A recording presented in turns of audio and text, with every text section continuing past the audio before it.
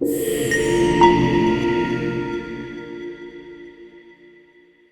listen, welcome everybody. Thank you very much for joining us this afternoon for our presentation by Richard Staveley, who is the lead fund manager on Rockwood Strategic. I have known Richard for quite some time while he's been working in the asset management space, and I can definitely say he's one of the most experienced, well-recognised and well-regarded UK asset managers across all classes. So what we're going to do today is Richard will talk through the fund. He has a presentation that he can talk through, and then we will open it up to Q&A.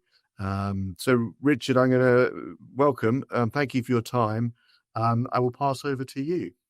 Thanks very much, Fraser, and for those kind words. I'm just thrilled that we're now Rockwood's now partnering with Edison to make sure that Rockwood sort of reaches all parts of the market and potential investors. I'm going to, with regards to the presentation, because this is the first for Edison for some, I'm kind of thinking that there might be mainly people that don't know the strategy, but I'm afraid it's quite possible that some of you know it really well. So some of this stuff you'll have heard before, but I think it's useful to just reiterate some of the key points. But my plan is to basically outline that, talk a little bit about markets, and then, but mainly get into the approach, why Rockwood is genuinely different from other people's strategies and why that's delivering as a result different returns. And then also into the portfolio in as much detail as time allows. Actually, I'm very happy to do that, and I look forward to all your questions, both about the strategy and also about the stocks in the portfolio. So I would encourage you to all read these disclaimers, but essentially I'm not making investment recommendations on either stocks, and make sure you consult your financial advisors before you invest in Rockwood, which is obviously listed on the main market of the London Stock Exchange. We were on AIM, but we moved it to AIM a couple of years ago, ticker RKW. I'm delighted to say that in recent weeks, we've gone through a £100 million fund, which is important because it opens up a wider range of companies that we can invest in, but also means a wider range of some of investors who tend to avoid the much smaller funds. So the approach, we are specialist, we're differentiated, as I've mentioned, and I think we're now proven. I've been managing the fund for over 5 years now. And it's fair to say this market is microcaps. So we target stocks that have a market capitalization at point of purchase below 250 million market cap. Is a very inefficient market. There are very few eyeballs now.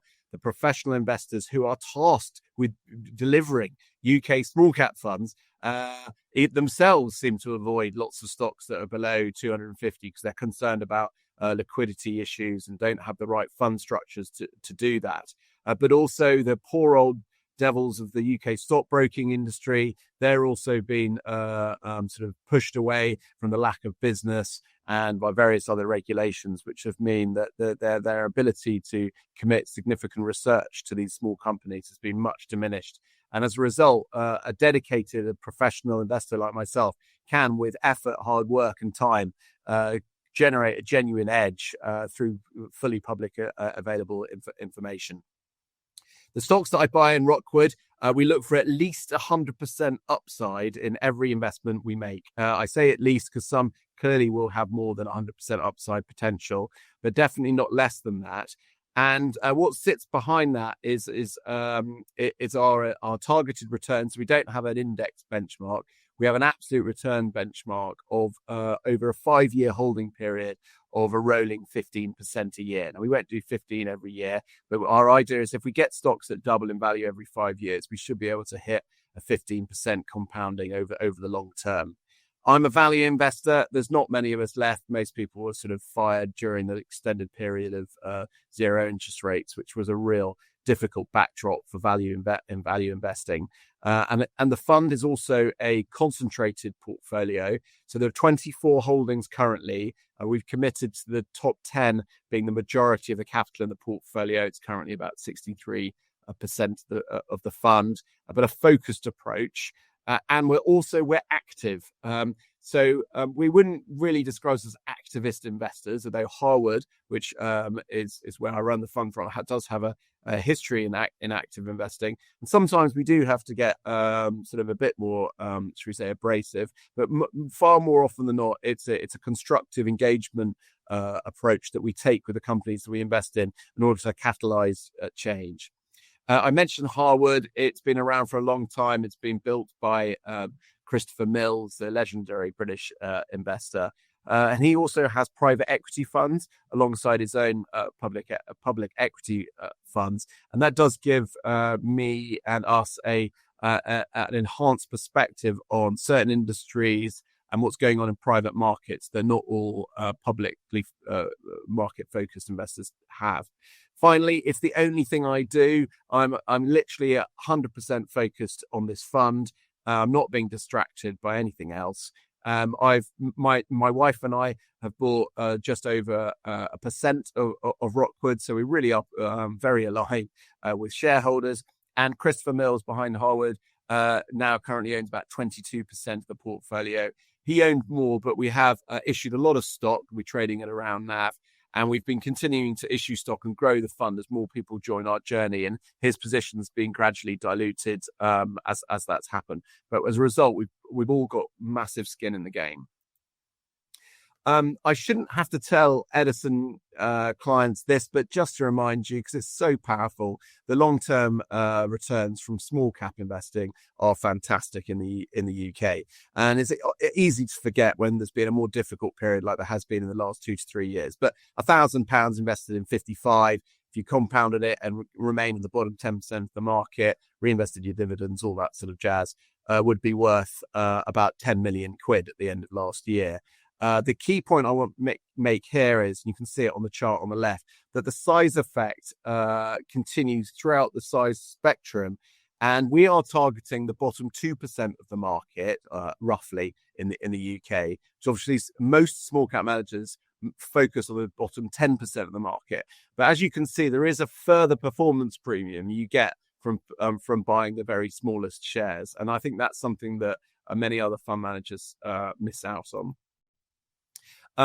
Delighted and very proud to present this performance over the last few years, particularly given how difficult it's been. Some of you may be not have invested in the UK for some time. You're focused overseas and the wonderful things that's been happening in America in their stock market in the last few years. But if there's one thing that you remember about Rockwood today, it's that we have been performing strongly, delivering solid returns to investors in a very difficult market for both the UK economy, UK stock market, UK investors generally, and indeed even smalls versus larges. So a decision to become a shareholder in Rockwood, we believe, doesn't require the same level of belief in a turnaround in the UK stock market's performance that some funds will need for their performance to improve. We've been doing it irrespective. Long may that continue. So where are we with the UK? Well, it's been pretty horrible. There's been a sort of domestic investor exodus over many years, started by the pension funds, the closed defined benefit pension funds who sort of moved their money out of UK into global. And that process started almost 20 years ago. The wealth managers themselves sort of picked up the baton in the last sort of 10 years, accelerating their move. They stayed in UK for longer, but have been de-investing from UK for some time. And it's fair to say that interest rates have been, the last 2-3 years, been pretty restrictive for growth investors, which UK small cap is most often commonly associated with, though as I've said, I'm not a growth investor. The liquidity mindset of many UK small company managers is around their OICs, which dominate the market in UK small companies from a professional perspective, and as a result, they tend to sort of avoid the smaller of the smalls because of liquidity. And Rachel from the Exchequer has obviously weakened the benefits of investing in AIM for IHT reasons by halving the reliefs, and it was very upsetting to see that Angela Rayner's pushing to have them completely removed this morning. I'm not sure whether they'll listen to her, but it's definitely not been a more improving context so far for UK smaller company shares as far as the government's concerned. That's resulted in lots of outflows, and it's difficult for UK to perform. I think we're at 43 months of net aggregate outflows. However, there is scope for optimism. Not that it matters for Rockwood necessarily, but there is scope for optimism because the pension fund allocations just can't get worse. I think the House of Commons pension funds only got 1.5% in UK equities. I mean, it just, it's unlikely to go to zero. That has kind of played out. Interest rates now are falling. They may not be going as fast as everybody wants, but the reality is that they're still restrictive. The economy is sort of okay, but it's hardly firing on all cylinders. Inflation's clearly under more control than it was. So the further falls in interest rates probably the likely the course over the next 18 months, which is a positive backdrop for UK small companies.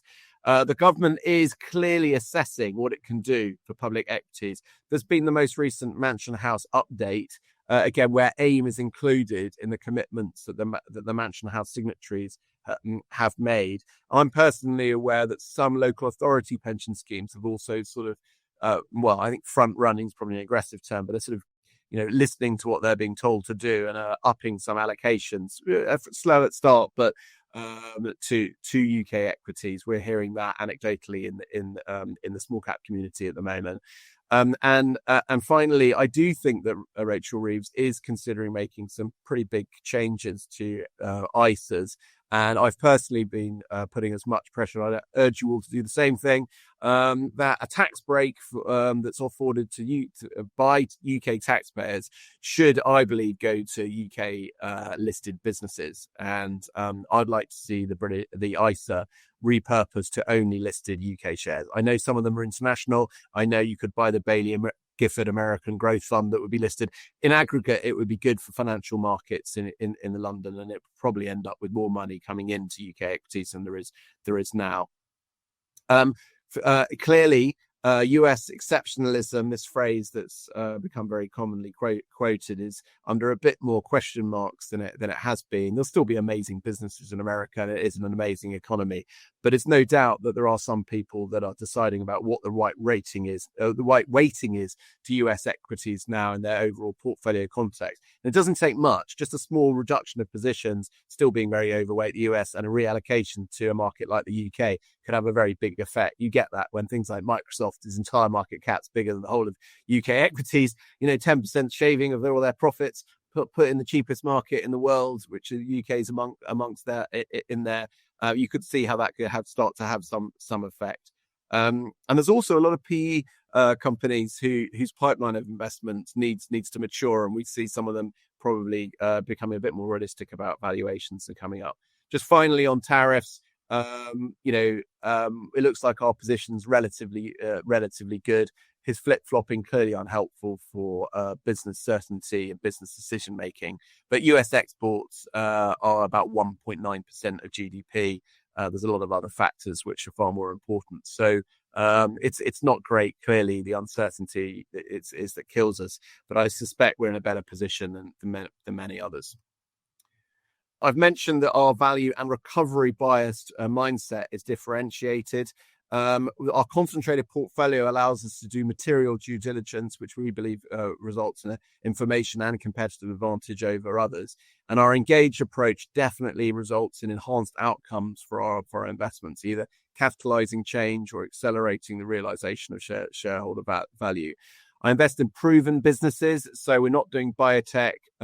We avoid kind of mines and unproven business concepts. And we're looking for businesses that can have a business model that can generate a lot of free cash flow, or indeed the business does generate a lot of free cash flow.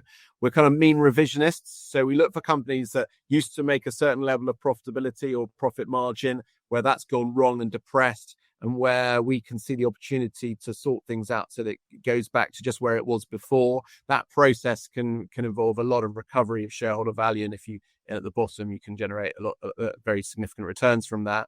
That does require us to identify the changes needed, and those changes often require us to engage with not only like the board and the management of the company that's that's depressed, but also other shareholders. So we have a very strong network at Harwood, built up over many years, and we'll go and speak to other fund managers about a change, and do they think that's a good idea, and try and see if consensus or the support at least for changes that we can then help kind of be the catalyst for.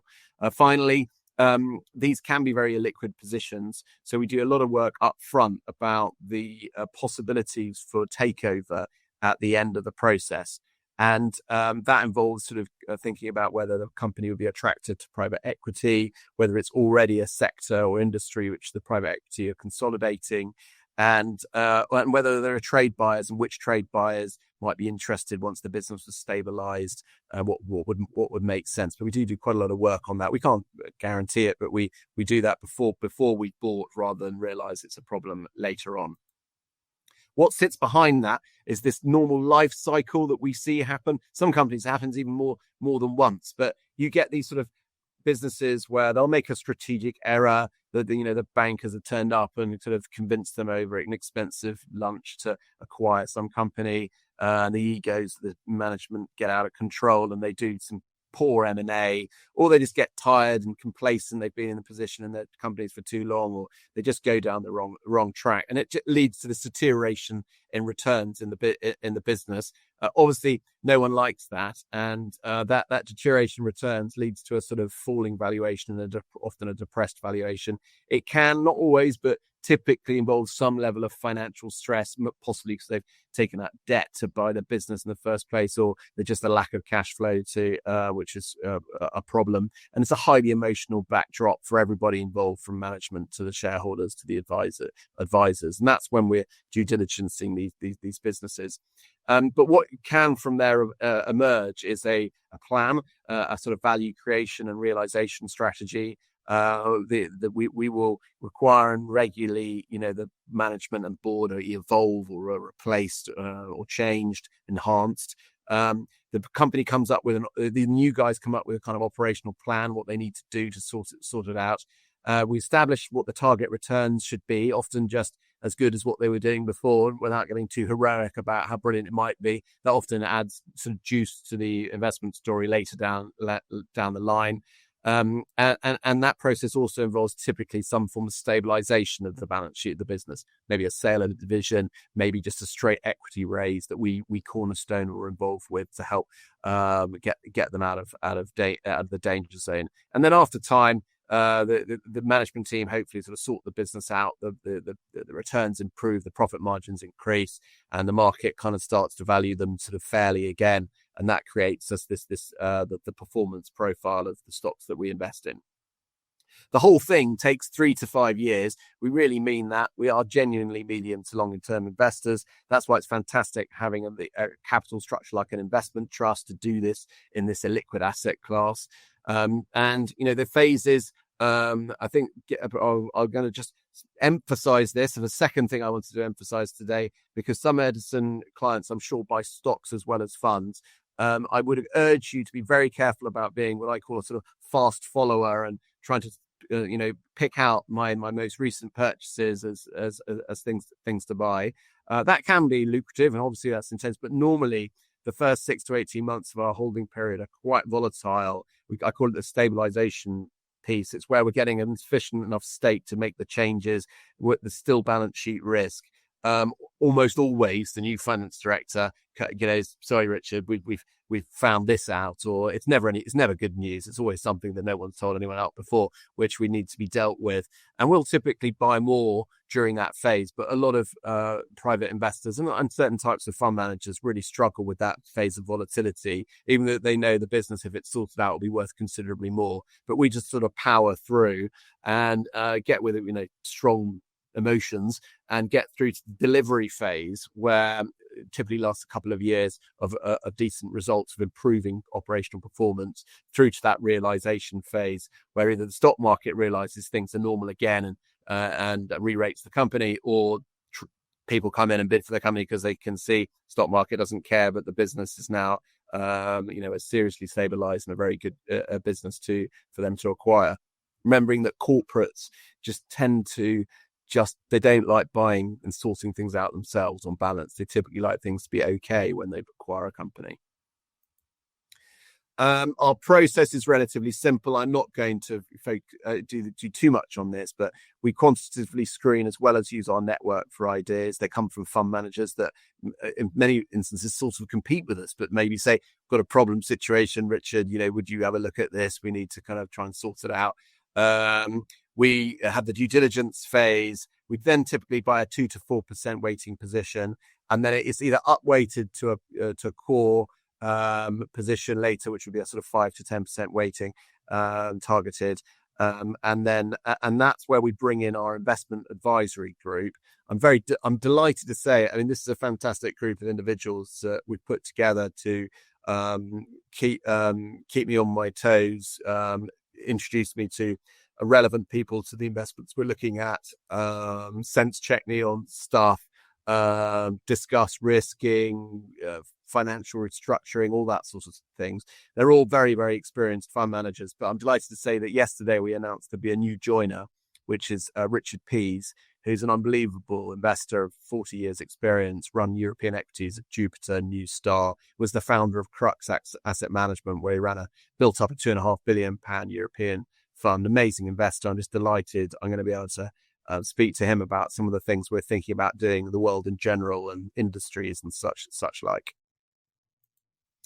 Here we go. Now we're going to get into the portfolio. That was the philosophy in the process. Hopefully that was clear for everybody.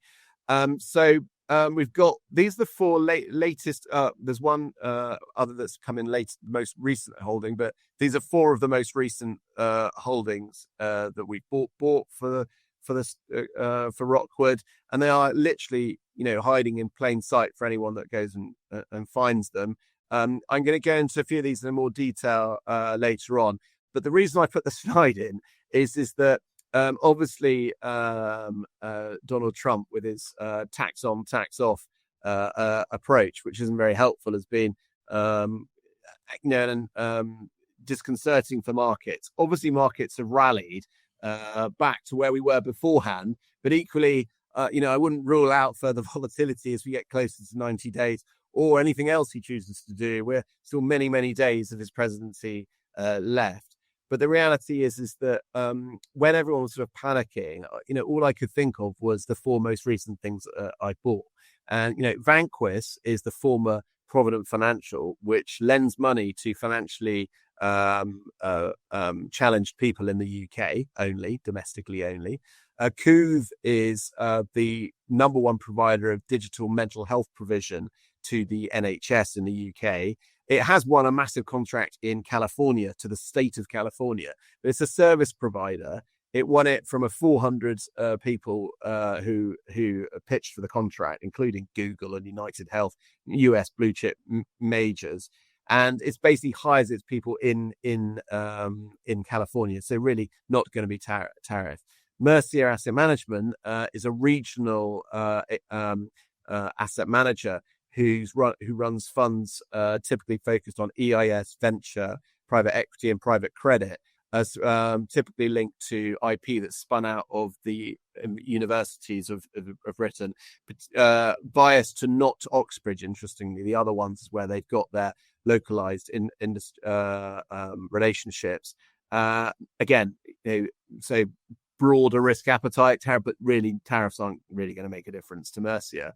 And Capita, which I'm sure all of you have heard of, which used to be in the FTSE 100, and is a public sector outsourcer, also a private sector outsourcer, no sales to America. And, and this is things like, it's all horrible things like the congestion charge and the student loan company and the TV license, and things that really are, again, going to be affected by tariffs. So whilst others, it may be difficult for us, we're very relaxed, but not entirely relaxed. These are the top 10 holdings.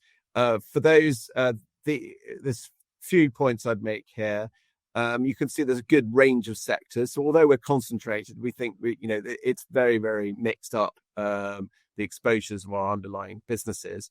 There's a good mix of main and AIM. So don't think just because Rockwood does these smallest companies, it's all AIM stocks. In fact, quite a lot of main stocks. It was about half in the portfolio. Last stock I bought was on for Rockwood is a main listed stock. You'll also see that the CEO appointment dates of these companies, nearly all, are actually relatively recent from a Rockwood perspective of the last couple of years. And that's important if I take you back to what I was explaining about this stabilization, delivery, and realization phase. And it's true to say that a number of these CEOs are coming out of the stabilization phase into the delivery phase, where the risk profile of what we're invested is much reduced. But the market starts to wake up to stuff that is going on. So we're quite, we think we've got we've had a decent renewal of the portfolio in recent times. About 30% of capital in Rockwood are brand new positions in the last 12 months. So for those that look at Rockwood's share price and think, has this portfolio done its stuff? I refute that entirely. I think we've got loads of stuff it hasn't even got going. And Trifast, the third largest there, we've owned that for 2.5 years now. And we've got since we bought it, we've replaced the chairman, the CEO, the finance director. There's a new COO as well. We bought 15% of the company. There's an LTIP in place for the company to double the share, where they get paid out to double the share price. And the brilliant new CEO, Ian Percival, who's I should have put out. Harwood have now got a board position, so we probably have a very good understanding of this business relative to anyone else. And we've got about 15% of the company at Harwood. Ian took over the business again, just as I was explaining. After a deterioration in returns, it got down to about 3.5% operating margins. The company had a history of doing at least 10% a year. And gradually we're getting better, and he's already having a decent effect. And I think the results which come out shortly, they've pre-announced they're going to be making 6.5% odd margins. So still quite a lot to go, but the share price is exactly where we bought it 2.5 years ago. We've made no money from Trifast in the last 2.5 years. So the Rockwood performance has not been helped by Trifast. We still think this company is going to at least double in value now. And maybe the delivery phase is when the market starts to wake up to what's going on at Vanquis. Another more mature holding, though, is M&C Saatchi, for instance, which has been in the portfolio for about 4 years. Again, we bought that after an accounting misstatement, contract issues, a kind of put option sort of vicious cycle with the businesses they'd bought from people where they had to pay them in shares, and the share price was going down. They pay them even more shares. So it was just an absolute nightmare. The whole board had to go. And so we've got a new board, new chief executive, new finance director. They've massively turned around the business. M&C Saatchi now making over 15% operating margins. It's net cash. The put options have all been sorted out, apart from a very, very small amount, absolute de minimis left. And that business is performing very strongly. A lot of people seem to think it's still an advertising business because obviously Morris and Charles started it purely as advertising at the start. But the majority of profits comes from their world issues division, which is a sort of strategic communications advisory business to governments and supranational organizations like NATO and the World Health Organization, the UN, and various other country governments. Which is non-cyclical. They're the world leaders in it, highly profitable, has been growing at double-digit top-line growth. And we think that is absolutely ludicrously valued now, that of M&C Saatchi. It's on a P of 7, an EV/EBITDA of about 4.5, and all of the EV is the market cap because it's got cash. So amazing opportunity. We can come back to them maybe in Q&A. I'm going to spin over this, but just actually, because I mentioned Capita earlier, this is just a few things. I use it for the Q&A. It's a new slide actually for Rockwood, but on that bottom right, I hope this isn't too small for you. It's too small for me on my screen, but it is too small for that. But the bottom right shows you from the most recent sets of accounts, the Capita public sector divisional kind of P&L.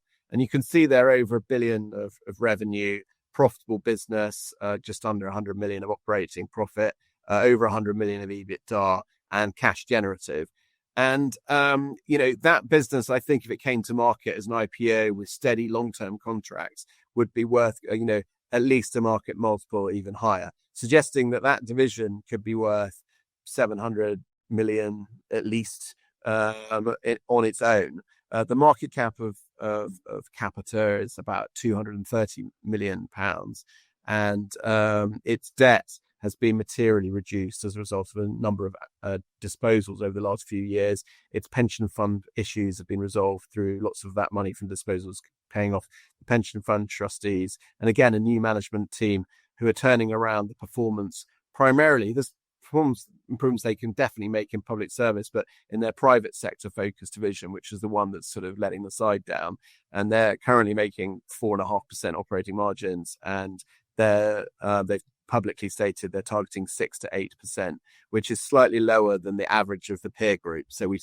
suspect that is absolutely doable over the next 2 to 3 years and should create a massive re-rating of Capita, which, by the way, is on a PE of 3. These are some of the core, what we call core holdings. Core holdings are where we sort of roll up our sleeves the most, get stuck in. Of these 7 holdings, 6 we have board positions on, or have put someone, been orchestrated to get someone onto the board of, who may not be a Harwood person, but we've got someone we believe in or know well to be appointed as part of the sorting out of the business. You can also see in that second column very significant stakes. So it's that combination of a very significant stake, so the management and board really have to listen to us, alongside our relationships with other shareholders who may be supportive, plus maybe a board position. And that gives us, a real ability to sort of drive shareholder value and shareholder realization, both when things go right, to make things go right, but also if things aren't going according to plan. You can see the market caps are all quite low. One thing I would just point out is, because of Rockwood's sort of very speedy growth in overall size, some of these core positions I'd ideally like to have a higher portfolio weighting in than you can see on the left-hand column. I'd actually, be quite happy having double the size position in all these stocks. The problem is that the fund's grown and we're already at max. If you can't go over 30%, for those that don't know, of a listed company, otherwise you have to make a bid for it. We don't want to do that. So we can't buy more of it. And as the fund scaled so quickly, we haven't been able to, scale the position with the fund. In future, the core positions will hopefully be all of them at slightly higher weightings than the averages you can see here. Maybe we'll come back to those later, I think. But let's just do a quick example of RM. RM's the largest holding, so it's an important holding for potential shareholders to understand why we own it. We've got about a 60% IRR on it so far, maybe slightly lower now, very slightly lower than that now, since we've initially purchased. Again, it was an absolute mess, looked like it was going bust. And we've got a new CEO, a new finance director, and the CEO's changed the whole senior leadership team. It has 3 divisions, and we've now built up to 15%, just over 15% of the company. We proposed a NED that was successfully supported by shareholders and the board, who's joined the board of RM. And we've been pushing for them to break up the business, because we think the 3 divisions would be valued much more highly by other people than they are by the stock market now. We actually have a target of 170 million for the sum of the parts, net of debt, for this business. As you can see, it's actually, as I said, it's gone slightly down from when this slide was done, so more upside than what's stated here. And we're hoping that the first divisional disposal will happen soon. It should pay down a good chunk of the debt that's in the business, moving it off the risky balance sheet kind of category into more focused and sensibly financed business. And we think it's got one amazing division, which is the global leader in the marking of exams. They call it the assessment division. That business is really going strongly. We now think that business is worth at least £100 million. And its clients include the Institute of Chartered Accountants. International Baccalaureate's a really important client for theirs that they've signed an amazing contract with in the last 12 months, which to digitalize all the IB's exams globally, and will mean significantly more profits for that division for RM over the next few years, which really puts them at the forefront of stuff. And we think that process is now in play.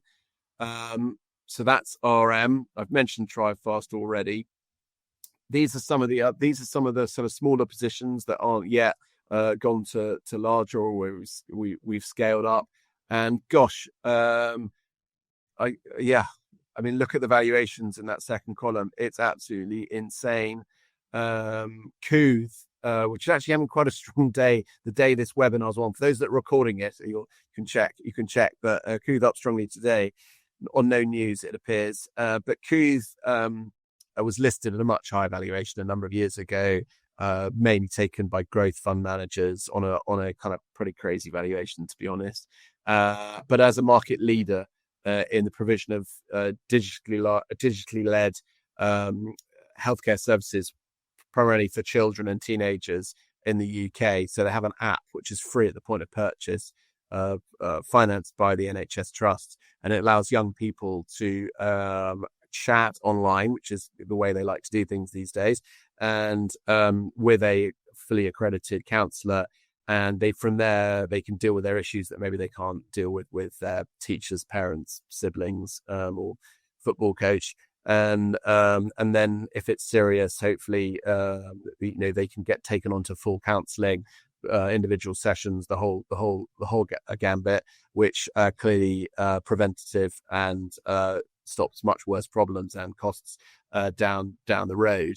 Kooth valued now at about that market cap, it's up slightly since about 50 million quid, with over 20 million of cash, profitable business on the balance sheet. So valuing the actual business about 30 million quid. Now that business just in the UK has about 18 million of sales, and we believe makes 4 to 5 million of UK contribution to central costs. So a very valuable business in its own right, probably worth at least the whole market cap, net of cash. But Kooth have taken this skill set, being very early onto it in the UK, and won California, the whole state of California, in a multi-year, over $100 million contract to launch the service into California, and they've done that effectively. So far, they're about 18 months into it. Back last summer, some journalists wrote a hit job saying they weren't doing a very good job, saying the contract was going to be cancelled. This is clearly not the case. The council's been the contract's in good shape. They're delivering on the contract. They've recently announced that that's the case, and it's far more likely that the contract becomes a permanent part of California's provision for their population. Governor Newsom very backing mental health in a major way, and actually it's allowed them to invest in their product and translate it into 20 plus languages. And now they're going after other states in the US, will go after other countries. And we think, this could be a multi-bagger. We bought 7% of the company. Interestingly, STV, I mentioned, actually had I'm doing this webinar, I'm missing their Capital Markets Day for you guys. It's big important for me, but it is being recorded. And sweetly, the CEO did email me earlier.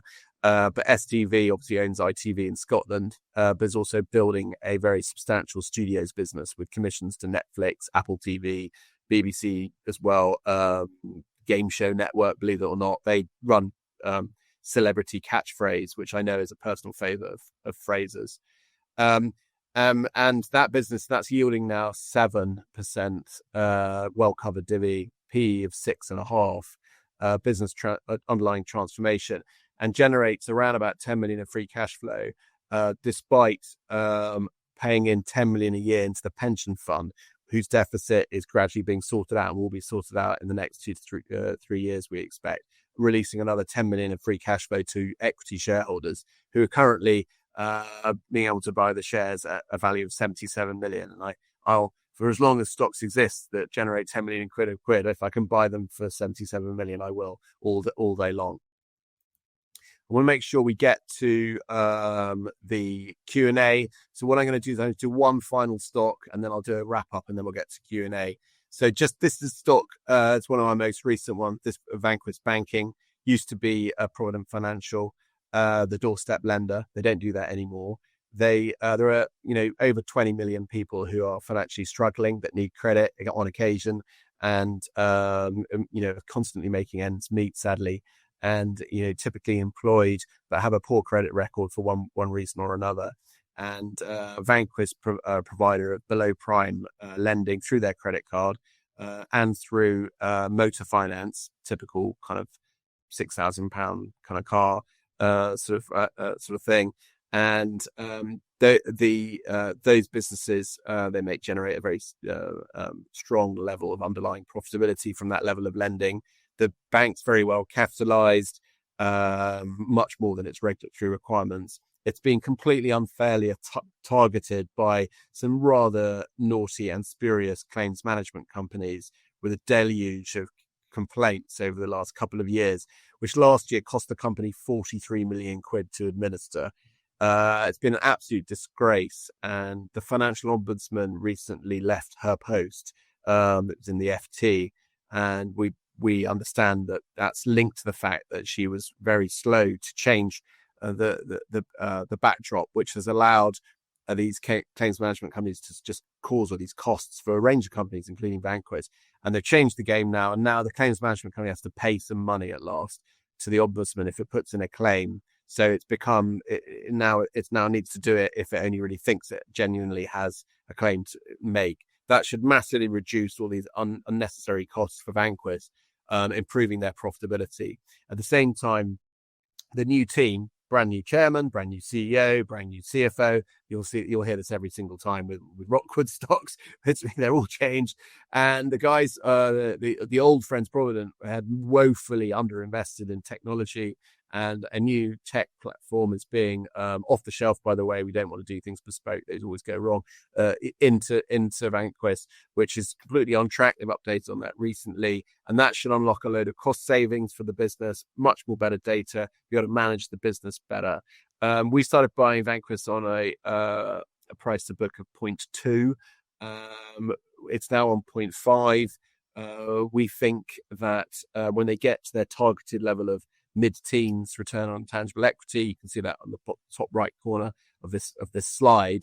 We think that the shares will be trading at a premium to book value, and we think book value is going to grow because of the underlying profitability of the business. Very exciting share for us. It's now 8% of Rockwood, and we think it's going to continue to motor at pace over the next couple of years.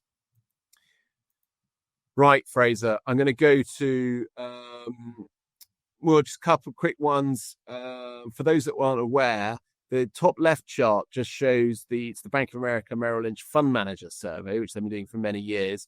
Biggest switch from into UK for years on record out of US. So for those that are thinking it's not happening, it does appear to be starting to happen. And actually FTSE 100 sort of starting to show the way. Maybe the SMIDs will sort of be a laggard, but start to follow that as this trend continues. And clearly the thing on the right, chart on the right, shows how difficult it's been for multiple years, but it does look pretty overdone here, I would argue. So to conclude, value bias, proper small cap bias, depressed markets. Lots of experience. I've been doing this over 25 years as a fund manager. Before that, I trained as a chartered accountant in a differentiated strategy that we think returns show is proven now. We're targeting these stocks that double, so 15% IRRs over the medium term. I flagged that because we did better than that last year. Don't get carried away. 15% is what if we continue to do that, we'll remain the top of the pops versus the other funds in the market. Real active investing, not this benchmark hugging nonsense. Proper active stuff. And I really care. We do have skin in the game. So If we do issue, as we say, we're trading at a slight premium. It typically, people that buy the stock now will end up in part of our issuance program. That allows us to grow the fund more, and it's just super brilliant conditions to be deploying capital because for the reasons I outlined earlier. So thank you very much for those that have managed to get through to the end of that. Excellent, Richard. Thank you. That was a really, really good summary. And I know that there's a slide deck that is available, I think, as a handout, or we can certainly make it available for those that want it, or go to your website for more details. Thorough run through. I think we've got one question already up that I'll just ask that while we're obviously looking at the successes of the business, there are always downsides to all investments. And how do you manage failures? I guess a failure is one that doesn't go up 100%. What do you do? How do you exit, and at what point do you kind of cut your losses? Yeah. Okay. So there's different strings within that, and I think all are really important about understanding when things go wrong. So firstly is just the facts, which are we do get things wrong. We will continue to get things wrong, and I continue to be very worried about everything I buy that I'm getting it wrong. So we're not hubristic. The returns, though, that you see, those excellent returns, both last year, the year before, the year before, have all involved real problems in year. So it has by no means been a kind of perfect piece of period for us. Last year, we lost 100% of one of our holdings, a company called Hostmore, which in the end went bankrupt. And this year, we've had a total shocker in a business called Argentex, where we're likely to lose 95% of our investment. However, what I would say is where things aren't going right, I can come back to those two in a moment. But what we tend to do is we do two things. In the first instance, what you're trying to understand, what has changed, which means that your thesis was incorrect to start with, or is this just noise and kind of delayed rather than actual thesis break? And if it's a thesis break, you need to be seeking about how you realize or exit as soon as possible, rather than try and rechange the thesis to sort of suit the fact that you want to hold on to it and hopefully it recovers. More often than not, with Harwood, because people will have made assurances to us, we will tend to buy more if something's gone wrong, in order to ensure that we then push it towards a realization event. We get our capital back from an outcome. One of the ones that went wrong 3 years ago was a company called Seraphine, which made posh maternity wear. And we did exactly that. And we ended up, it was down 85% from launch at one point. We bought more, we engaged with the company, it ended up being taken over, and we got back our money. It was the same with Bonhill, which was, I think, even was an Edison client, may have been. Maybe, I don't know, Fraser, you'd let me know or not. No, it wasn't there. It was a small media business. And again, with that, we rolled up our sleeves, we bought more. I actually went up on the board on it, and we've ended up getting nearly all our money back. With regards to Hostmore, we just got our balance sheet. The balance sheet risk just overtook the investment. We weren't going to sell because we thought we'd get through. But in the end, we weren't able to improve the business sufficiently before the debt took control. We position sized it correctly, so we lost our money in there. And Argentex, I could probably do a whole webinar on Argentex, which has gone wrong this year. But reality, there were no signs. We really just do not think there were signs. Most commonly shown by all the directors bought stock in the 3 weeks before the stock blew up. They really did not expect to happen what had happened in that business, where there's been gross incompetence from the management team and a serious lack of oversight from the board. There's no set piece, but in essence, if we think we're not got financial risk, we will typically lean into purchasing more and then push for a realization, so we get back as much of our capital as possible. If it's early, we'll move on. But our returns have all been published at a net of cost, and we have no tail in the portfolio now. There is no tail. Every position is we have a thesis for and want to be in the portfolio now. a contrary thought, Richard, is if you get some take Filtronic. Yeah. Actually, there's turning out it is a bit of a stellar growth stock now, which is an Edison client. But it's a bit of at what point do you kind of like think, oh, actually, this is now quite interesting. It's no longer the turnaround. It's done what we said it was going to do on our return. Yeah. Let's close out. Or would you continue to run? Yeah, so there's two aspects to that. So firstly, it would be stupid to railroad ourselves into going, we've got a thesis the company can go from here, can do this to this, both in valuation terms and in profit terms. And then as soon as you get to here, go, oh, let's just come up with some new reasons why we want to own it forever, because we feel glow, we can tell everyone how much money we've made in the stock and stuff like that. So that can be very dangerous. That said, whilst the process is going, you can iterate how much upside you think there is. Now, for every stock in the portfolio, we don't publish these, but the board of Rockwood see these. We have an intrinsic value estimate for each fund. Once we get close to our target return remaining in the stock, which is essentially 15%, once we think there's only 15% upside, we are right. We need to start realizing value one way or another, either into the market, or do we need to, is this going to get taken over in short order? Because now it's stabilizing great. So whatever. So allow that to play out. What I have learned though, Fraser, over all these years, and actually in the hard way, and this is in a good way in the hard way, is like stocks like Ashtead, which is now in the FTSE 100. As a value investor, the value investors, what we do, we sell all our great ones far too early.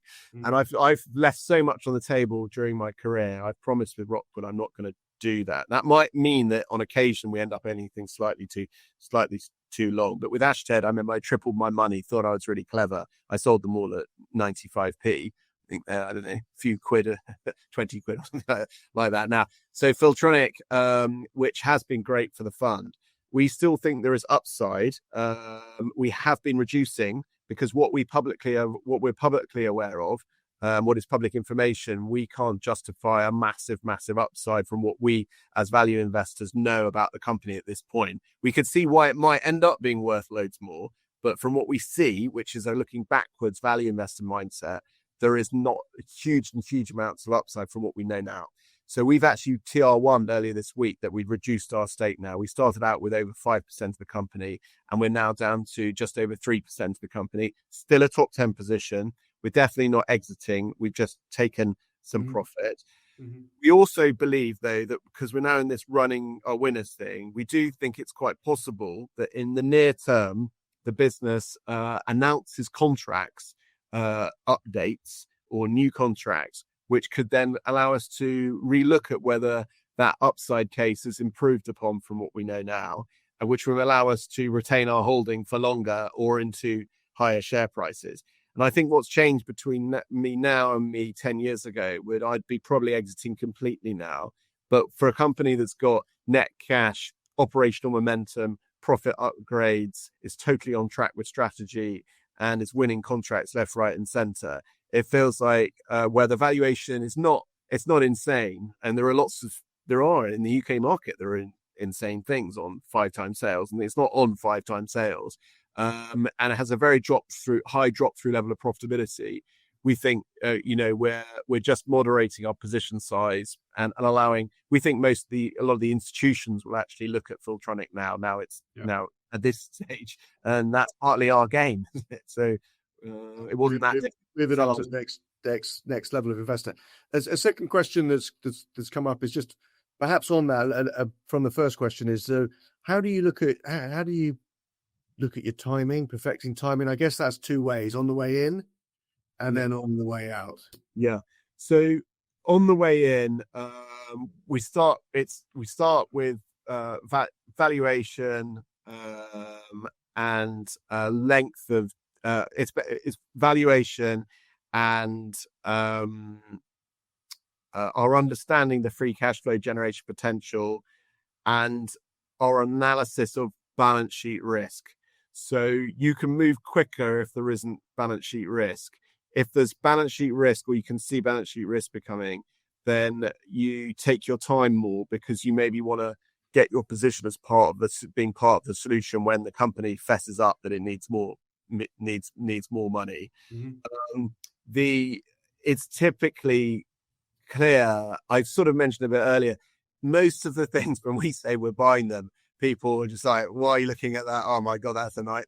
You just know sentiment is terrible. You know that people don't like the stock. It's usually reflected in the valuation, but often we are interested at the point where they've at least announced the results that are poor. So what's happened is stocks, if say you've been producing this level of profitability, then they start announcing it's all going wrong. Typically, that's far too early. You need them to get through them announcing, getting through that year. Typically, it takes a lot longer than everyone thinks. Everyone in that phase, everyone's going, they'll sort it out, be okay. I'll get back to normal. A lot of remorse. You'll get a lot of sort of bear market rallies in the stock. Mm-hmm. So we typically, things have been going wrong for some time before we get involved with it. You always have more time as a recovery investor than people think you have. So that's the key. Now, when I was running a more diversified portfolio, we used to be very focused on the earnings momentum as a timing tool. But with this style of a fund, we found it either happens too late and you can't get your position. But we use that to keep ourselves sort of maybe that's more helpful with regards to exiting a stock now. So by that time, if we thought Filtronic was going to have poor earnings momentum, we would probably be out of it completely. But we think it's got major upgrade potential, so the timing's still fine to run the stock. If you get 5-10% of a company or more, that can take quite a long time to build up. You'd be surprised, Fraser. So what I was going to ask is, how many are you looking at before you pull the trigger on them? I mean, how long? Might you look at a stock for a year, 6 months? Oh, yeah. I'm getting to know you, Journey. Yeah. So so I have 3 watch lists. I have a kind of longer one that's quite generalistic. Then there's one that is the kind of, this looks really quite super interesting. We know the company. We think it may go wrong, or we're kind of monitoring for change, but we don't need to, but it's kind of there, or it's come from our network and goes into that list. On that list, there's about 40 companies currently. Mm-hmm. And then we have a priority list, which currently has 20 stocks on. And then that's where we're actually actively like working up our due diligence. Now, for companies I know really well, an example of the top 10 is Restore, where I used to have a huge position at Majetti. I was in it whilst Charles Skinner was building up. I kind of know the business extremely well. The due diligence progress was very, very quick when it went wrong under the CEO that replaced him, and sort of it. And so when he cocked it up and the shares collapsed, I knew that the business was worth a lot more, but the shareholder deck of that stuff were just panicking or out. And then we Charles has obviously come back to the business. That's a slower due diligence. Somewhere where don't know the business particularly well, or it's anything, can take up to 6 months again just to get sufficiently happy that we understand the business, or at least a couple of sets of results and meeting them through results and all the other stuff, to talking to suppliers and customers and competitors and board members, because often board members take some time to sort of meet and greet. But we're one of the few investors that will bother meeting the various people on the board. Often they don't get fund managers asking to meet them unless it's a REM code problem. Yeah. But they often have lots you can learn from them, and that just takes time getting it in the diary. And then what happens then after that phase, you basically go, right, that's ready to rock and roll. Now we're waiting for the liquidity opportunity, or the thing we think is going to happen that's going to allow us to get involved, or whatever. So, it's something like our most recent holding, which is a company called Videndum. We've been watching that for some time, but I've known the company for 20 years, and they've had a really horrific year this year. And we started our position after the market puked on it about 3 months ago. Got down to I think we first started buying it like 45p.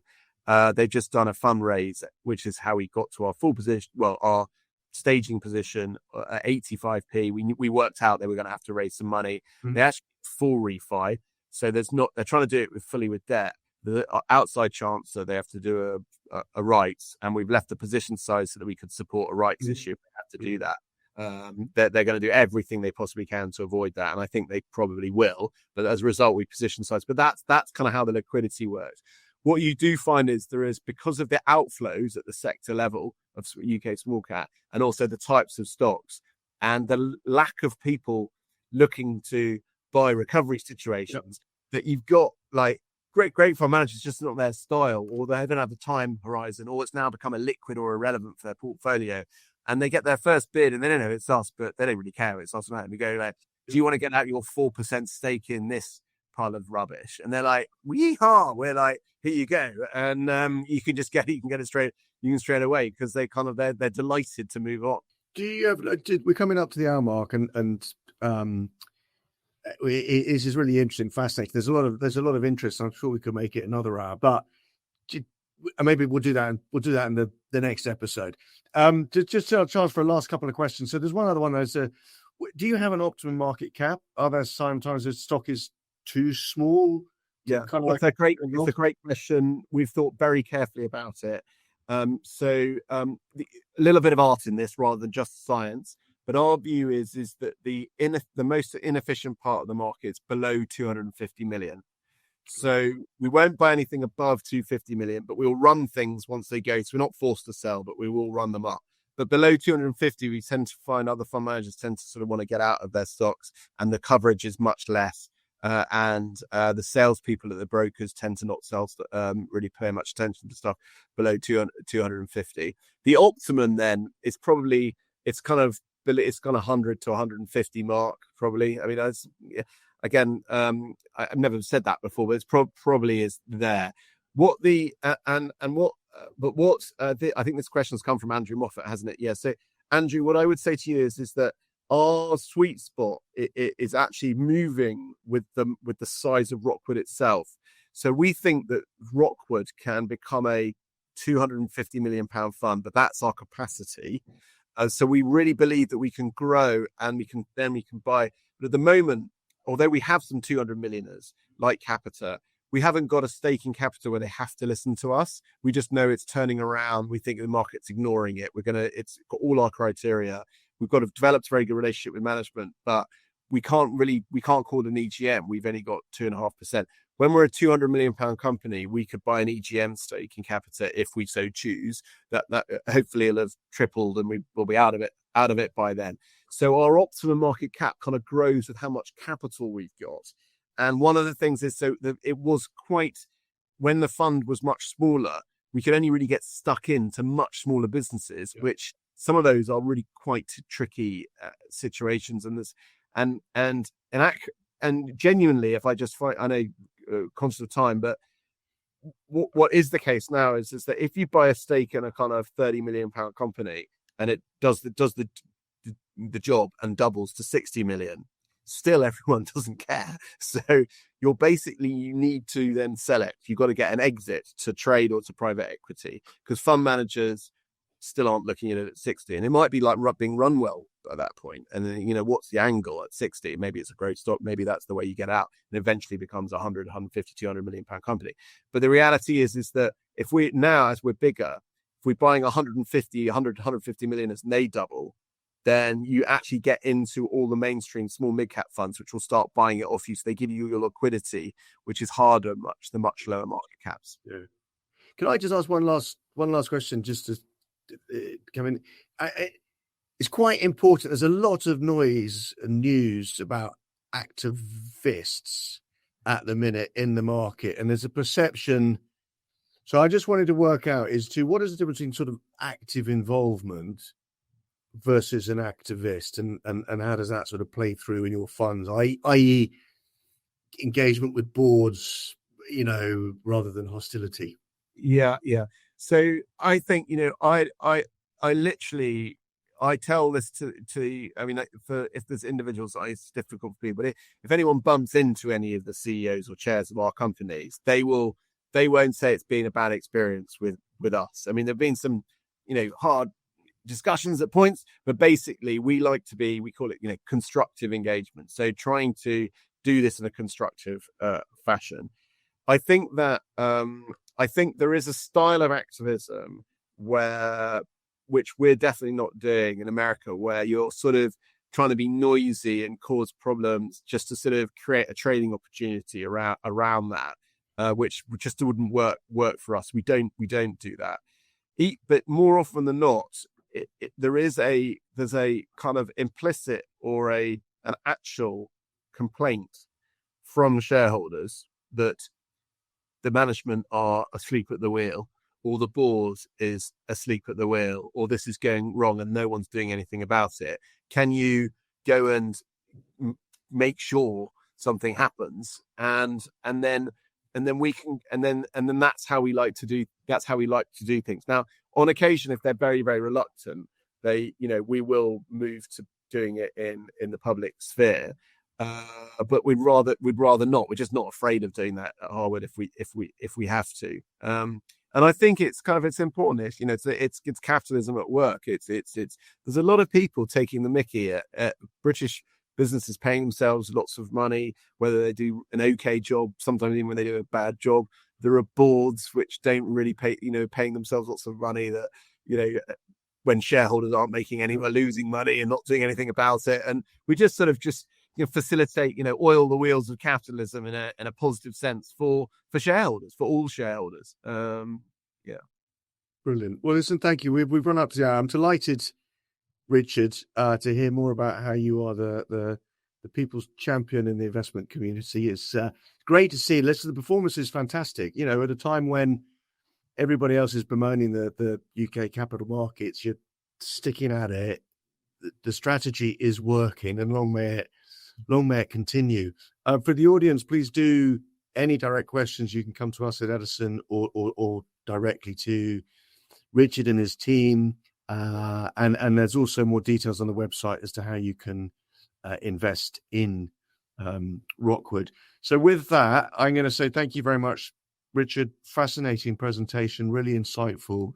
I've been taking lots of notes here about where I should be putting my money, and maybe I'll just put it all in Rockwood, and then I'll let you carry the responsibility. But at the other side of it, I've got to make it all first. So thank you very much for your time, and I will, with that, close the webinar.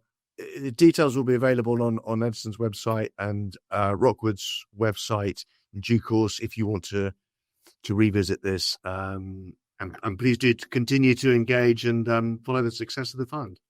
Thank you, Fraser, and thank you for everybody that's been listening, and I hope it's been helpful. The only thing I just reiterate from Fraser is I had to do it myself because I said, it's the only thing I do. So the website, I'm proud of it. It's got loads of information on. It's got presentations, fact sheets, how we do stuff, links to some of our companies, things like that. So if you're interested, do have a little smooch around in there. Some old other videos of mine. So great. So thank you again.